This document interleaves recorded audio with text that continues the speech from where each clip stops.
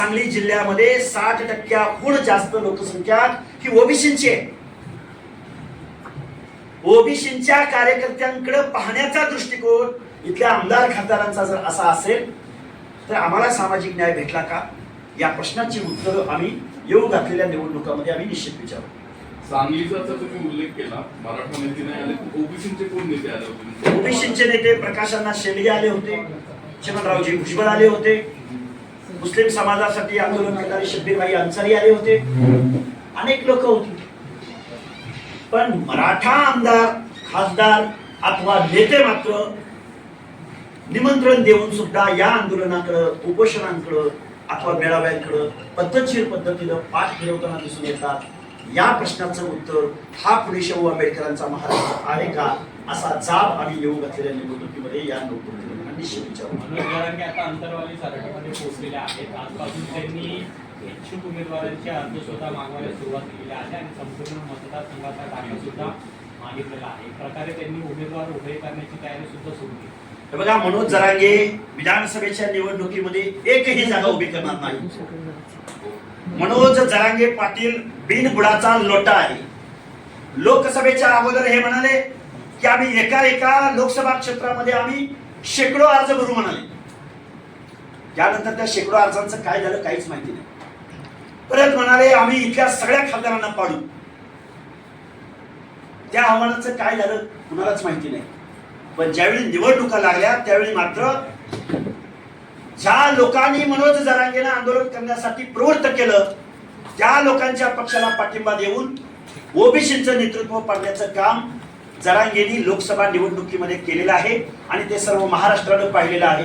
त्यामुळे जरांगे 288 सोडा, जरांगे एक सुद्धा विधानसभेची निवडणूक लढत नसतात. ते कुठल्या तरी पक्षाला, कुठल्या तरी आघाडीला पाठिंबा देऊन बाजूला होतील, हे माझं ऑब्झर्वेशन आहे. समजा ते मैदानात उतरले तर तुमचं काय?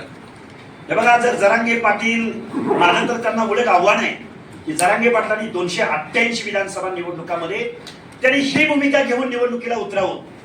कारण जरांगे पाटील हा सोशल रिफॉर्मर नाही, विचारवंत नाही किंवा या लोकशाहीचं तत्व मानणारा हा नेता नाही. त्याचं कारण असं, छत्रपती शिवरायांच्या प्रतिमेच्या समोर बसायचं आणि आई माईचा उद्धार करणारी शिवराळ भाषा जरांगे पाटलांनी या महाराष्ट्रामध्ये केलेली आहे.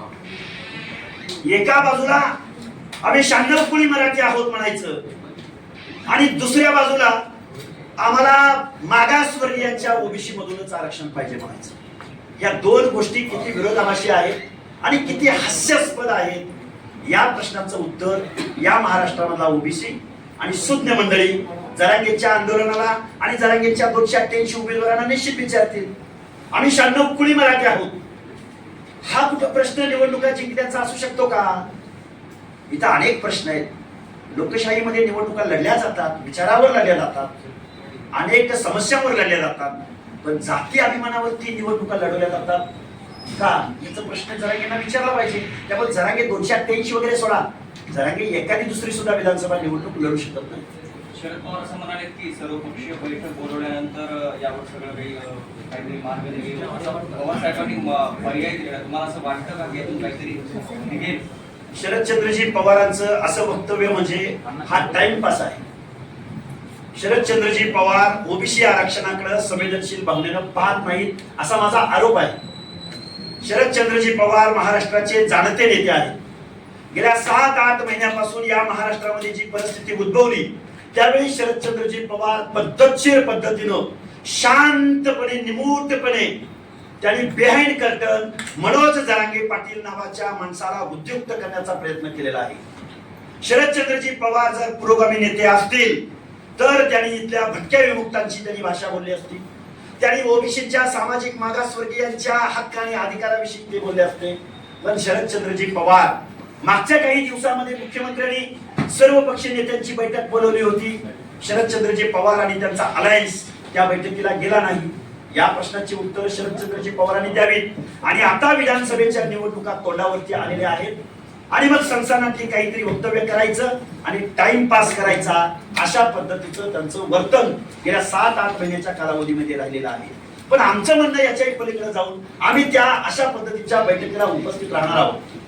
पवार साहेबांनी आता परत सांगावं आणि अशा पद्धतीची बैठक लवकरात लवकर पवार साहेबांनी घ्यावी.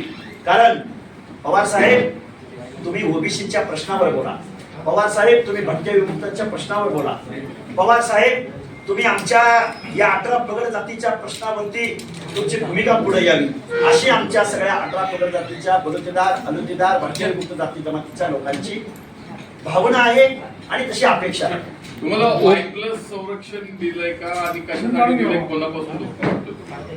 हे बघा, महाराष्ट्रामध्ये आम्ही प्रत्येक दिवसाला या महाराष्ट्रामध्ये आम्ही आंदोलन घेत आहोत. सांगलीला आंदोलन झालं, उद्या आमचं मुंबईला कुणबी समाजोन्नती महासंघाचं आंदोलन आहे, 16 तारखेला नगरला आहे, 18 तारखेला भोकरला आहे नांदेड जिल्ह्यात.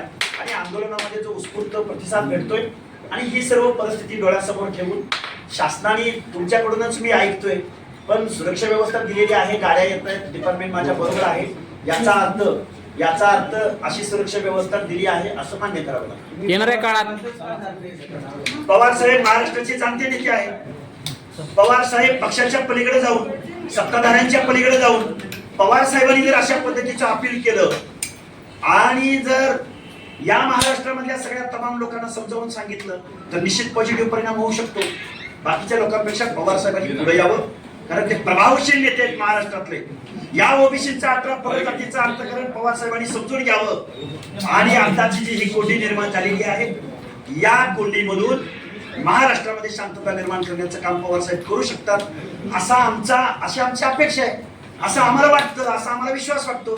पण पवार साहेब करत नाही. विधान नेते तर आता पवार साहेबांना सोडून गेले.